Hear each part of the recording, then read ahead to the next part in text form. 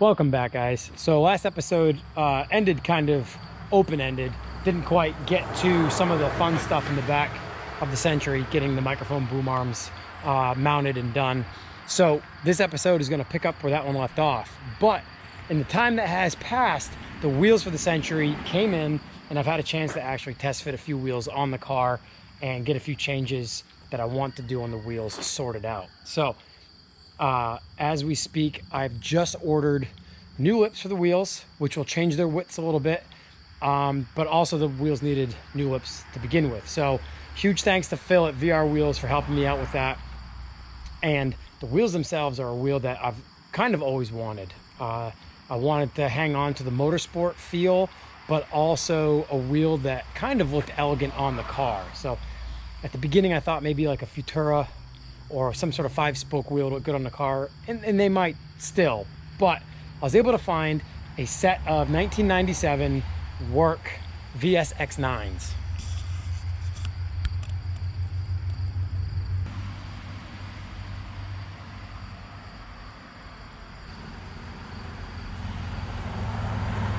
So as I mentioned, I wanted to hang on to like an elegant feel for the car, and I really feel like the VSX9s have a real BBS kind of look to them, but they are a Japanese wheel. But I really like this style wheel where they're not a tight mesh, but they're not like a solid spoke wheel either. So they give off the motorsport vibe, but also have that elegance on a big body car as well. So super excited about these wheels. Happy I was able to find a set.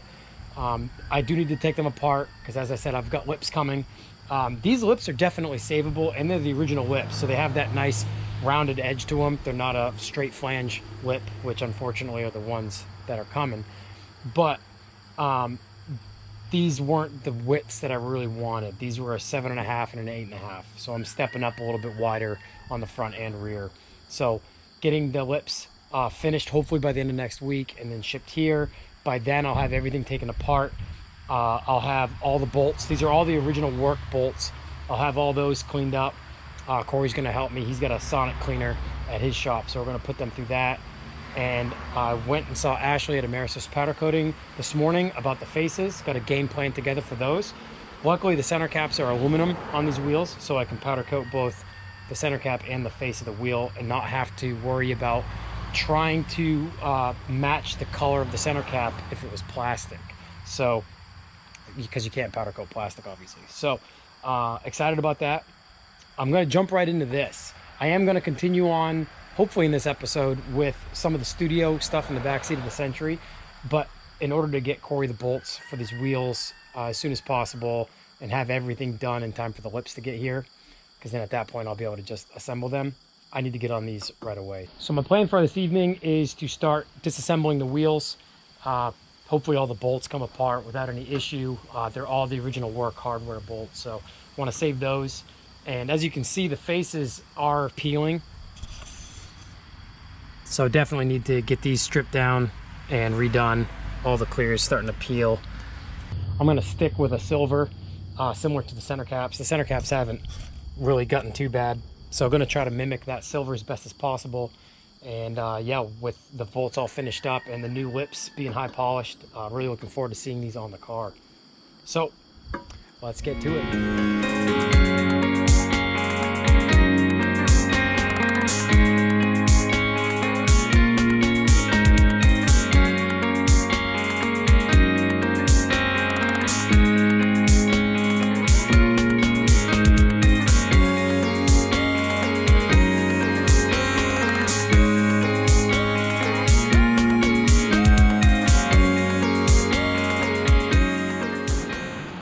Got the wheels taken apart, got the bolts out. They mate from the back. The faces mount to the back of the lip and the barrel. So the lip and the barrel are the only two pieces that get sealed. A lot of sandwich mount 3-piece wheels where you've got 3 mating surfaces. You've got the barrel, the face, and then the lip. You'll have to seal all 3 of them. So you'll actually have to pull all your silicone or sealant to even get the face out. But since these are a mount on the back, the face mounts on the back, the face can come out before any of the sealant can get removed. So next step is getting all the sealant taken out and yeah, getting these separated, cleaning up the barrels, since that's what I'll be using with the new lips. And I'm ultimately going to get these lips stripped when I send my faces to the powder coat shop to get stripped as well. We'll submerge them in the tank, and I'll put the lips in there as well. So the clear on the lips will be stripped, and then at some point in the future I can just polish these out and clean them up, even though I won't be using them on the Century.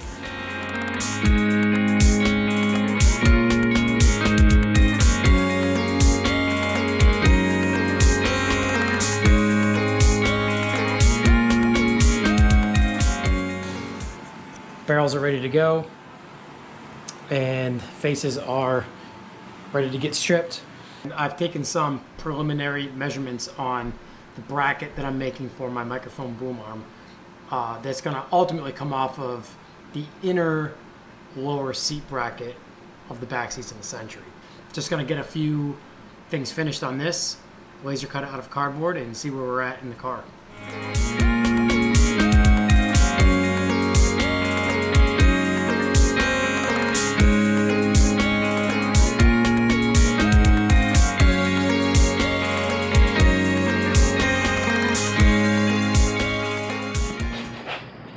So we're going to try making this out of one piece first. We've got some 10 gauge on his machine now, and we've got some 3/16 as well, but I'm going to try to just make this out of one piece, make a bend on either end for the angle I need, and just see if it holds up. I'll bolt it in the car, get the mic boom mounted to it, and move it around and see if it's got the rigidity and strength that it needs.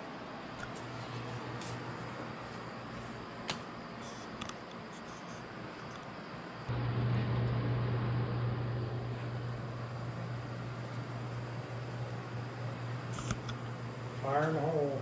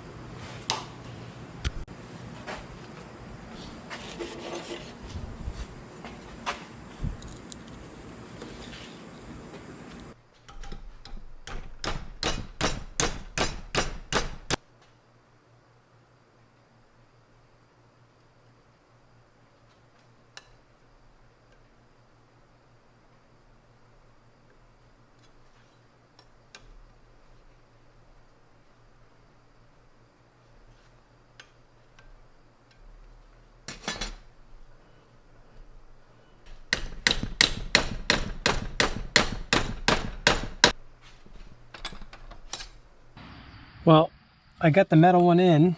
This is the one piece 10 gauge one, and it's got a little bit of movement to it. That might help while the car's in motion. It might help add a little bit of suspension to the mount rather than being bound by the movement of the car itself. But worst case scenario, I'll add a triangulated little gusset on like the inside, and I'm going to mount the boom arm to it and yeah, move it around a little bit and see how it feels. Okay, so I've got the passenger side basically bent where I need it. Last night finished that up and had it mounted. It's got a little bit of movement, and as I suspected, with its reach and the amount of weight on the microphone boom arms and leverage needed to reposition the boom arm, this has a little bit of like bounciness to it. So rather than redesign where I'm going to mount it, I'm going to put a triangulation on it. So basically I'm going to cut a piece that'll come down to the mount on one side. So I've got my gussets scribed out on the metal. Gonna cut those out, and then I'll have to massage each one individually to fit to each bracket itself. But yep, gonna get these cut out and go from there.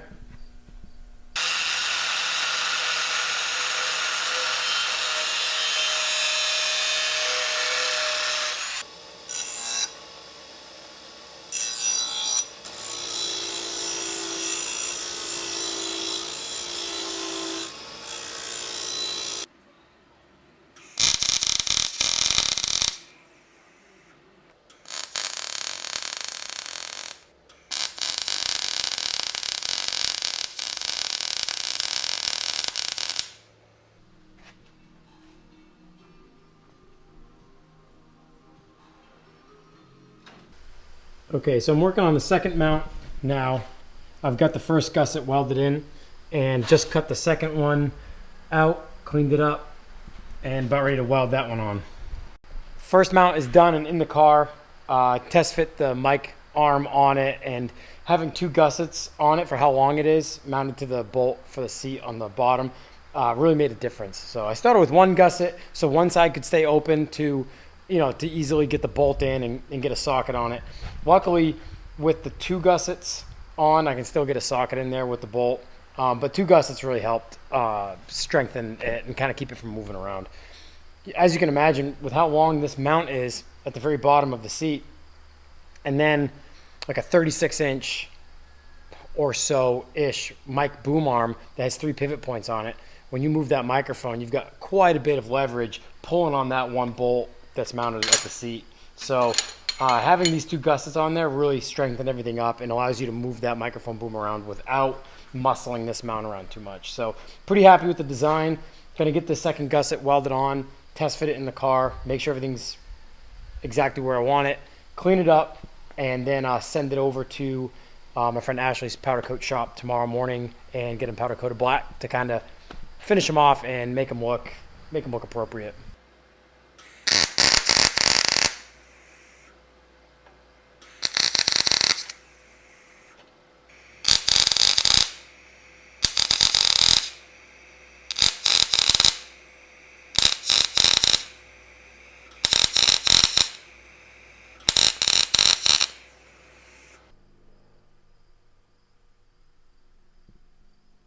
Okay, so I've got both mounts installed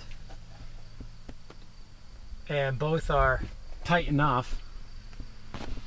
So basically the base of the microphone boom arm has just a clamp style base, and the reason why I didn't cut a full circle out on this was because the mount itself has a flat spot. So that'll mount up like so. The adjustment doesn't tighten all the way up against that 1/8 inch or 10 gauge thick steel. So what I'm going to do is I'm going to laser cut a real thick like acrylic spacer that just this bottom side will push against, so there'll be enough spacing there. But yeah, each one will mount, and really excited about this. So from inside, you still have ample foot room.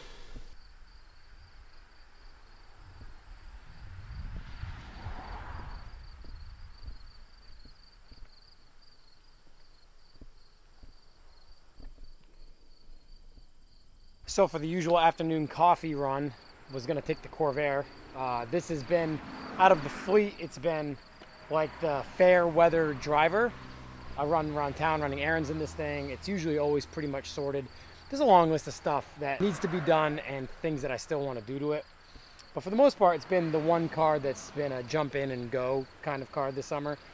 And with the ethanol in our fuel, even in 93 and up octane here in New Hampshire, that's readily available, the ethanol in this fuel just eats the diaphragm in the mechanical fuel pumps in this car, or any vintage car for that matter, very rapidly. And I've been real stubborn about doing an electric fuel pump in this car. I did an electric fuel pump for a little bit, but it was my own fault wiring it in. My key power to the fuel pump that I put in was running off my points key power, and when I'd hit like a hill and really call for more fuel, that load on the fuel pump would disrupt my timing because it was interrupting the signal to my points. And so when it was hot and under load, the car was running like junk and running real terribly. It took me forever to figure out that that's what was wrong with it, basically, with the wiring. So I did away with it and just put a mechanical fuel pump back in, because that's just the easiest. It's a real simple setup.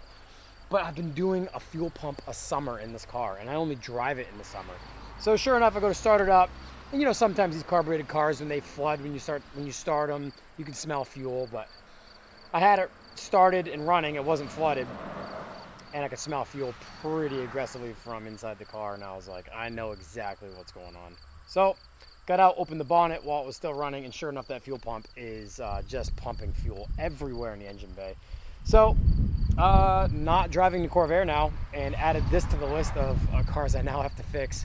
luckily that's easy enough. And to be honest, I'm probably just gonna throw another mechanical pump in it. They're like 40 or 50 bucks, and I'm just gonna put it in and drive it. You know, it'll be another year until the thing, you know, the rubber diaphragm inside the fuel pump is what gets eaten away by the ethanol and the fuel, and then it just lets go and the thing just leaks like crazy. So anyway, didn't go get a coffee in the Corvair today, went in the Jetta, because that's the only other car that's really running well. I decided not to powder coat the brackets I made for the microphone boom arms. I decided to just paint them because ultimately you're not going to be able to see them when they're in the car. They hide underneath the seat, and once the boom arm is on them, you can't see it anyway. So I just prepped and painted them black, got them looking a little bit more presentable. So I'm going to get them mounted, and I'm going to get both microphone boom arms in with the microphones on, just to give you guys a little bit of a visual of what it looks like with both microphones in the car. From there, it's easy stuff. Getting the recorder, the preamp amplifier, the headphone mixer, the inverter, the power inverter, so I can run all that stuff off of power and not rely on battery. All that stuff would be somewhat easy to mount, since in here we've got all sorts of different compartments. This raises up, all sorts of different stuff set up in there if I have to. This will be the side I'm sitting on. So yeah, it's all coming together. Basically getting the microphone boom arms mounted was the biggest task at hand. And the clamps installed.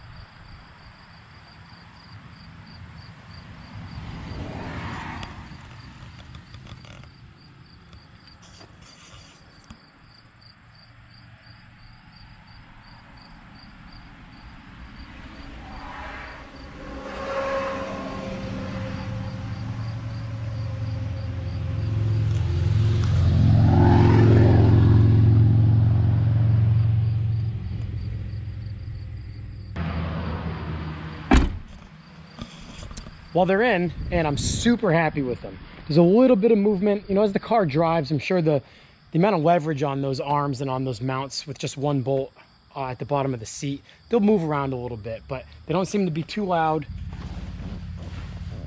So I don't know how you guys will be able to see all this,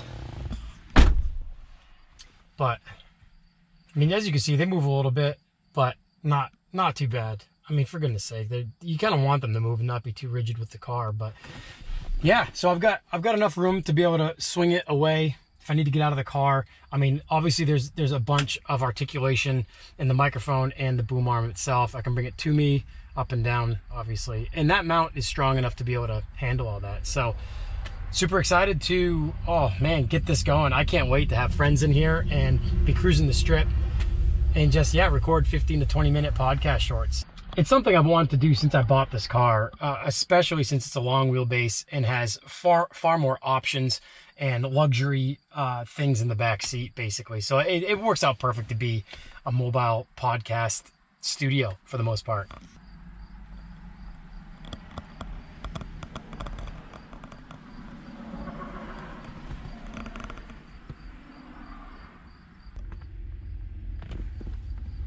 Well, that's going to do it for this episode, guys. Basically from here, just need to work on a few more small pieces to where I'm going to mount all the other studio gear and audio and video equipment and all that. For now, that'll do it. I still have some more work to do on the wheels, more work to do here in the Century, and I have to start tearing apart all the suspension up front to redo once the new lips from VR Wheels comes in for the wheels, and I can get tires on them and do some final test fitting. So the next couple episodes, aside from some podcast episodes, will be getting the suspension torn apart and redone. So more on the Century soon. Lots of TGC stuff. Currently have a 1-week pre-order going on some new TGC shirts. Finally doing some pocket tees, doing some long sleeve crew neck t-shirts as well. I will have those shirts in Ocean City and at Riverside and Chattanooga the weekend after Ocean City. But I'm doing a 1-week pre-order now because it's an odd year, and I know a lot of people can't make it, a lot of our Canadian friends can't make it to Ocean City because the borders are closed. So I'm doing a 1-week pre-order on the shirts. If you go to the link in the description of this video, it'll take you right to the web store, and you can get those ordered through Friday, August 28th. And then from there, I'll have some on me in September and October at the shows. So thank you guys so much for watching, and until next time.